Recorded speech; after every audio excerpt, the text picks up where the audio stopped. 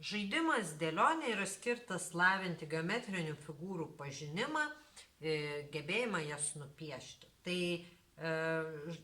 žaidžia žaidėjai, jie kiekvienas išsirenka savo norimos spalvos žvaigždutę, tai sakykime žalia, raudona, juoda, ir prasideda žaidimas. Tai pirmasis žaidėjas ridena 5, 1, 2, 3, 4, 5. Sudėk kvadratą. Ir štai tuomet jisai turi sudėti kvadratą, nubrėždamas po vieną liniją ant kiekvienos lentelės. Tai sakykime, čia vat jis nubrėžė vieną liniją, sudeda kitą lentelę, antrą liniją.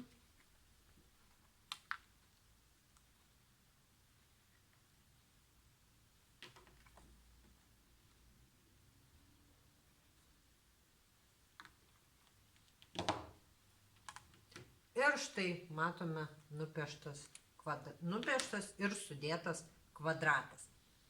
Užskaitome ir tuomet kito žaidėjo eilė. Ridena kauliuką 6, 1, 2, 3, 4, 5, 6. Sudėk keturkampį. Tai vėlgi, jis turi sudėti keturkampį, nupiešęs po liniją, po vieną kraštinę ant kiekvienos lentelės, bet šį kartą tas keturkampis neprivalo būti kvadratas.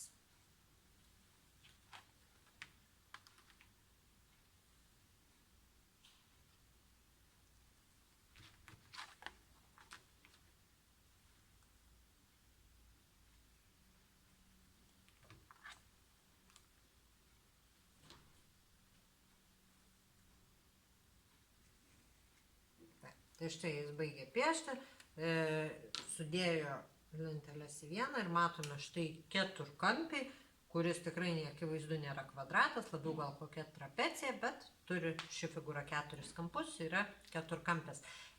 Žaidžiam toliau, trečias žaidėjas ridena, paina 1, 2, 3, keliauk 6 minus 4 langelius pirmin. 6 minus 4 yra 2, tai keliauk 2 langelius pirmin. 1, 2. Ir jam vėl reikia sudėti kvadratą.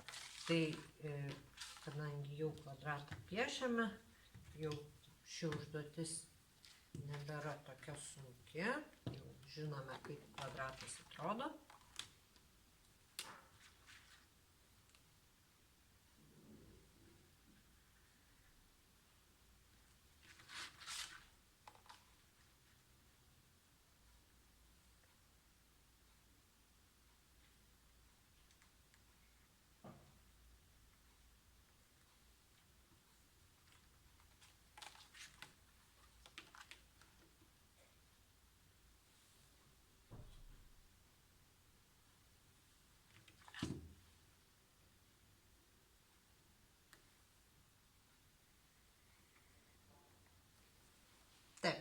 Ir taip žaidėjai ridena, keliauja ratu, tikslas yra pirmajam pasiekti finišą.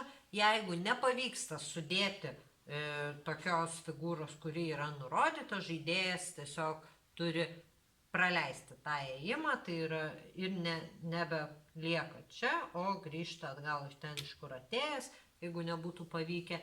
Ir taip jisai juda lėčiau link finišo, o tie, kas žino ir gali nubrėžti figūras, nupiešti figūras lengviau, tie lengviau juda link finišo.